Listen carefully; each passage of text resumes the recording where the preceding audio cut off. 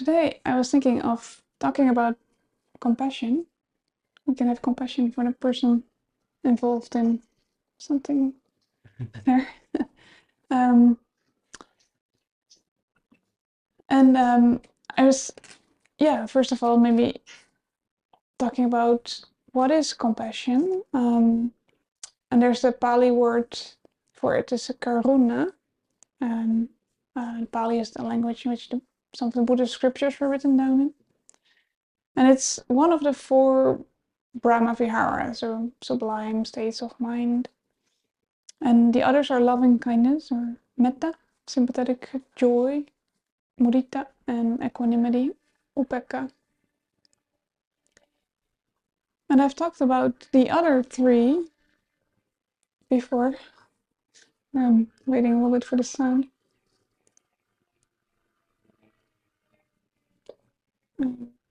So I talked a little bit about the other three. So I thought I'll give a little bit of a recap of all four Brahma Viharas, just very briefly.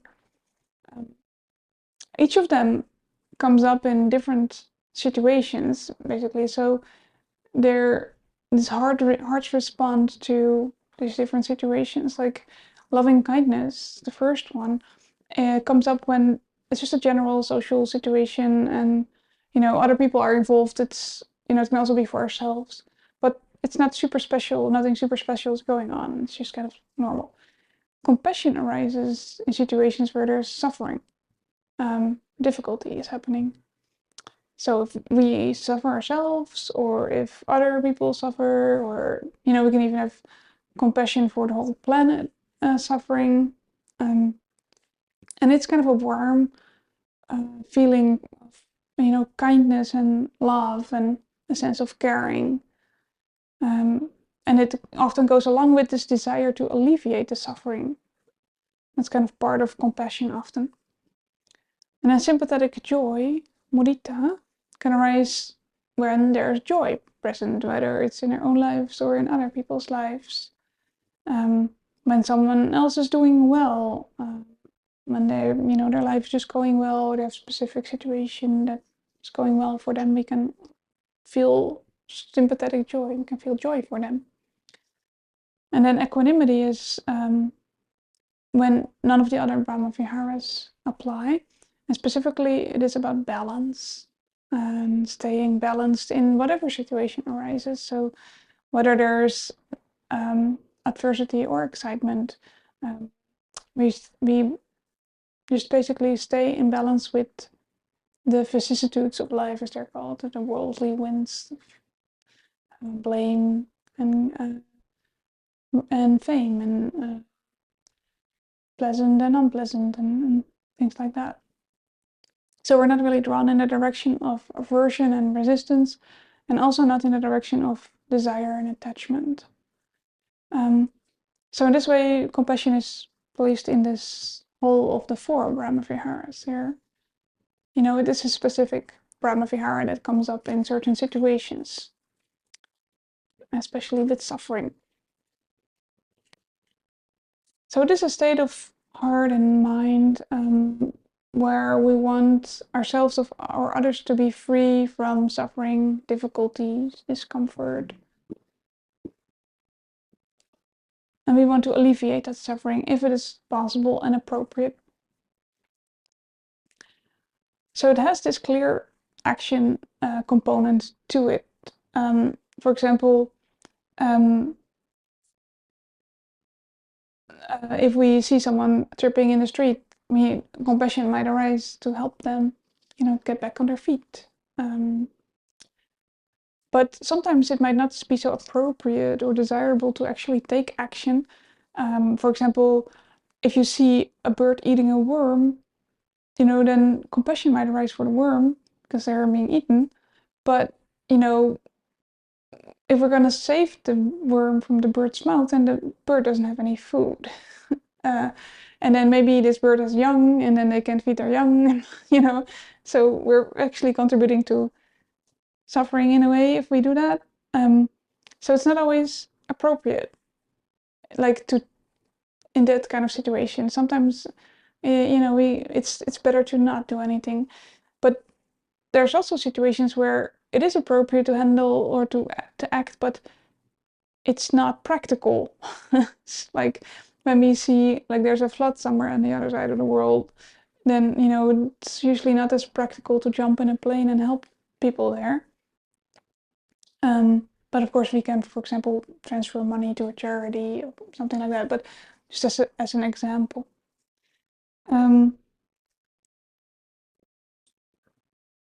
Yeah, so this is kind of about this balance. And there's some wisdom into not taking all of the responsibility for the whole world on our shoulders. And Jack Kornfield has a really beautiful quote about that. He says, just as our compassionate heart can be touched by the sorrows of the world, we must also remember that it is not our responsibility to fix all the brokenness of the world, only to fix what we can.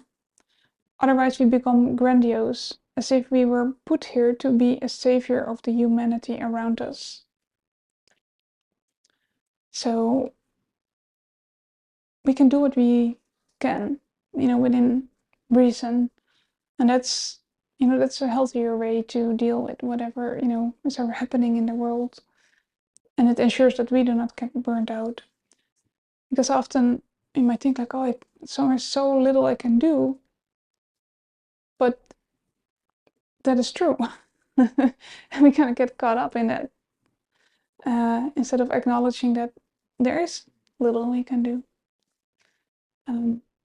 So in that way we can stay balanced. We guard our own boundaries and stay balanced. And in this way, in guarding our own boundaries, we actually practice compassion for ourselves, right? A very supportive condition for compassion to arise is the presence of wisdom. Sometimes it is said that wisdom and compassion are two wings of the same bird, and we need both wings to fly properly. To move forward on our path, we need both wings. And wisdom means that we see things clearly. We see what leads to suffering and what leads to happiness. How can we move more towards happiness and less towards suffering? Knowing what contributes to wholesomeness, what contributes to unwholesomeness. So, seeing things clearly is really needed if we want to practice compassion. And often we are kind of in the insight tradition emphasizing this seeing clearly, this wisdom, developing insight practice. And we're less focused on the compassion part or, the Brahma Vihara part. But compassion and wisdom can really live without each other. So, we'll really need to cultivate both, basically. So compassion, supported by wisdom, enables us to face our own suffering and the suffering of others. So wisdom allows us to face the suffering because we see that it actually is wholesome to face our suffering and the suffering of others without hiding, without suppressing, but to open to it. And that might sound a little kind of hard to do, and like why would we do that? Because it's so painful, right? To open to suffering. And it can really feel uncomfortable. But it is actually when we start to practice this, and we can practice, start with small things, small bits of suffering. Suffering sounds maybe a little heavy, but small bits of difficulty that we have in our lives, like the irritation if the stoplight just turns yellow right in front of us, or that kind of little bits we can open to. Oh yeah, this feels like irritation. This feels unpleasant. Opening to these little bits, little tiny sufferings that we experience, and then start to gradually progress to opening to maybe bigger things. And in that way, we are really training ourselves to be resilient. And there's kind of this vulnerability and also tolerance that happens when we do that. And this really reduces this tendency to suppress the difficulties, to, you know, to not feel them, to really push them away. And so it sounds kind of contradictory, but opening to it in the long run will help us to more happiness, to open to more happiness as well. And this is like seeing that is wisdom, seeing that actually opening to suffering is beneficial, is a way of being wise. And of course, if there's huge suffering, like really big suffering that's really difficult and like overwhelming, then we might really have to titrate ourselves, like only let in little bits at the same time, and then go back to something more neutral or pleasant. Or we might need, professional help, even if it's really big. It's not always wise to fully open right away to the largest, biggest suffering that we can experience. that's in our consciousness. It's we need to also be wise about what we can handle, what we can open to.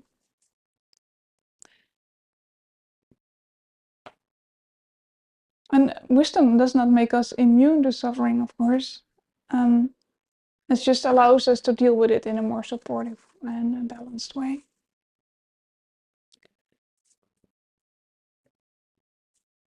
And sometimes, like what I said, sometimes wisdom can help us to see when it's appropriate to close our hearts temporarily, maybe, and ensure our own safety. That's what I was also alluding to with the really big things. And so this heart filled with compassion and wisdom not only opens to the suffering, to all the difficulties in life, but it also seeks to alleviate it. And it can really be beautiful to do that. It can really be the strong motivator to leave the world better than we found it. And if we can't, like as I was talking earlier, if we can't alleviate the suffering, then this wisdom part can help us to open to the suffering regardless of that. So without losing our balance, without losing our sense of centeredness, and without drowning in the suffering. So those two, wisdom and compassion, are really these two wings of the same bird. And it's really important to cultivate both so we don't fly crooked. And they say that if we have compassion but no wisdom, and then we might degenerate into pity. And pity is kind of the near enemy of compassion. If we feel pity, then we also suffer ourselves. Basically, we suffer with the person. At times might be good, but that's not real compassion. Compassion is a balanced way, and compassion usually feels good. It feels wholesome, and we're not like in the suffering. We open to it, but we're not in it. It's not that we are suffering when we feel compassion.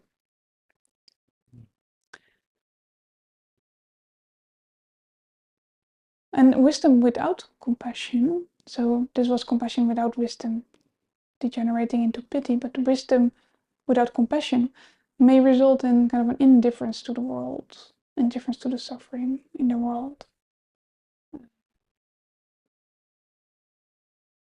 Yeah, so compassion can be cultivated towards others, obviously, but it can also be cultivated towards ourselves. And this self-compassion is something that we as Westerners often really, really need. We are so harsh for ourselves, so hard on ourselves. And we all go through these difficult moments of, things in our life happening, or even just these inner voices, this inner critic or self-judgment that might happen. And compassion for ourselves might be really beneficial at those times.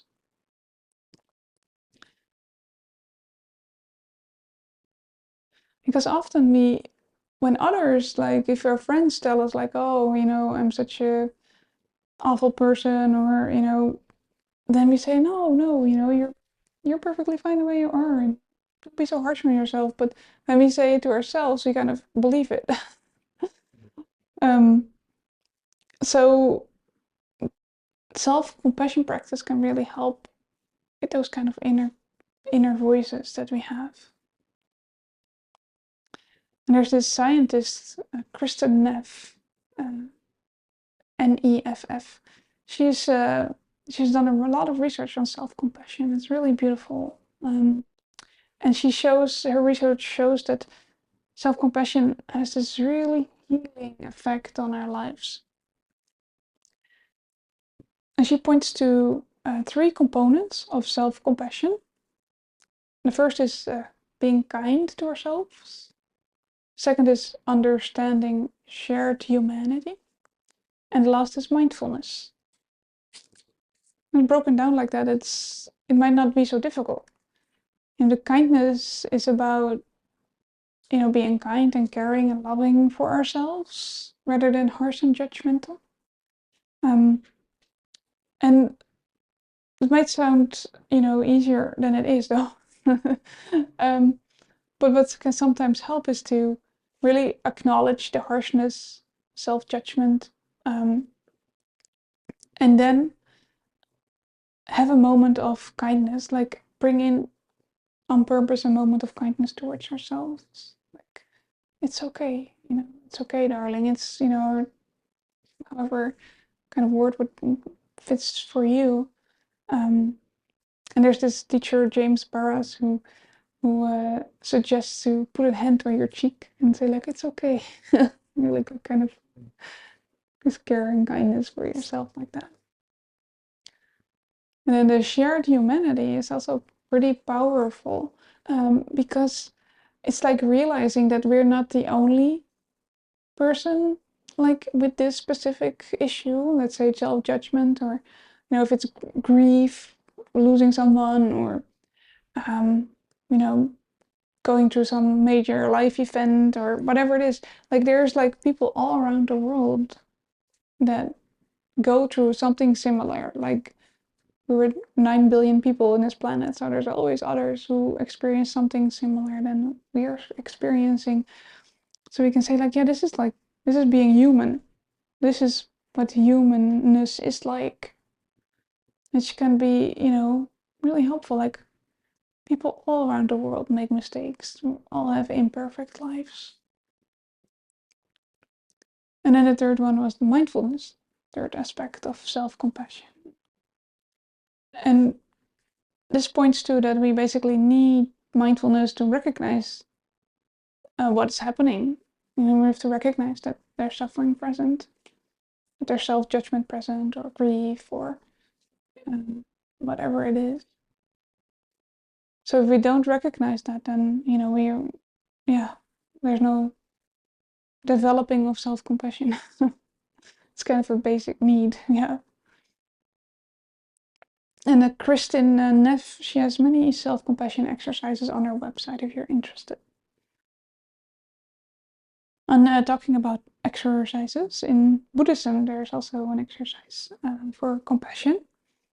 And this is the compassion practice that is basically the same as the other Brahmavihara practices that I've discussed before, and that we've been doing the metta here at the end of the evening usually, or very short metta usually.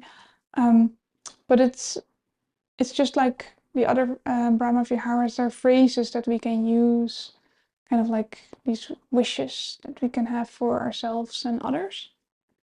And I'll give some examples.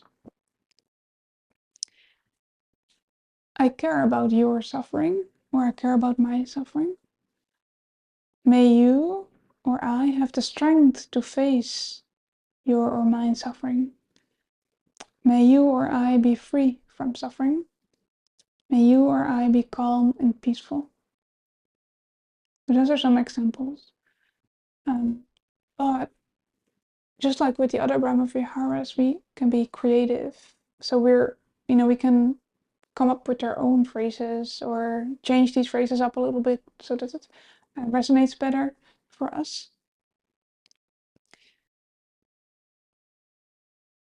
And then, so just like with metta, you'll bring to mind this person or being, whether it's yourself or someone else. And then you direct the phrases to this person from your heart space. And often the easiest category, like all the Brahma Viharas have their own easiest category. And for compassion, it is the person that is close to you, someone who is close to you who you know is suffering, dear friend or benefactor, or family member. And then traditionally seen, the order is after this person that's close who is suffering, we'll practice compassion for ourselves, and then a benefactor, a neutral person, a difficult person, and then all living beings. So if we do some metta here at the end of the evening, then we usually just do one or two categories of beings. We can't go through all of them. And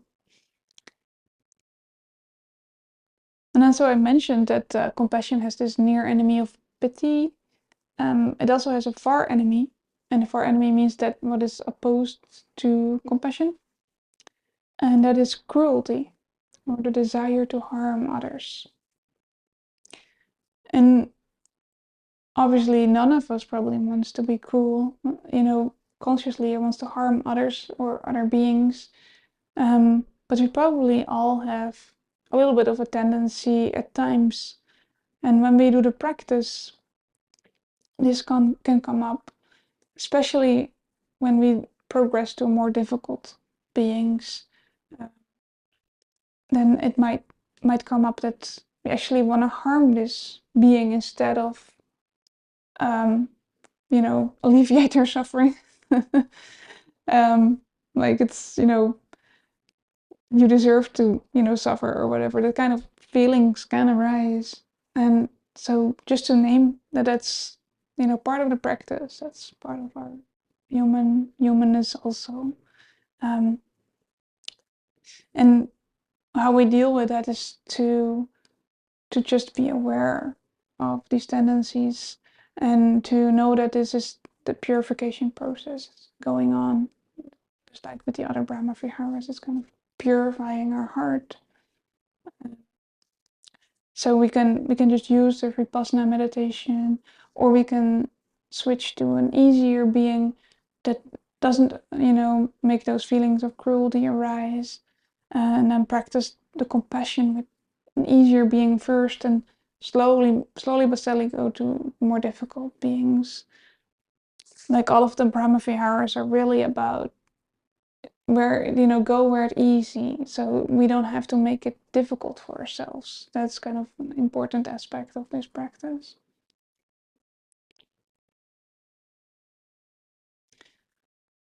And it's maybe good to mention that the practice needs a lot of patience. These kind of things come up, and it just takes a while. It's a gradual process. But every time we practice it, we're cultivating these seeds of compassion. We're planting the seeds and we're cultivating them. So, and at some point, our practice will turn into this beautiful flower of compassion. And I want to end with this very pithy statement by Sharon Salzberg. And she says, "Compassion doesn't mean we don't fight. It means we don't hate.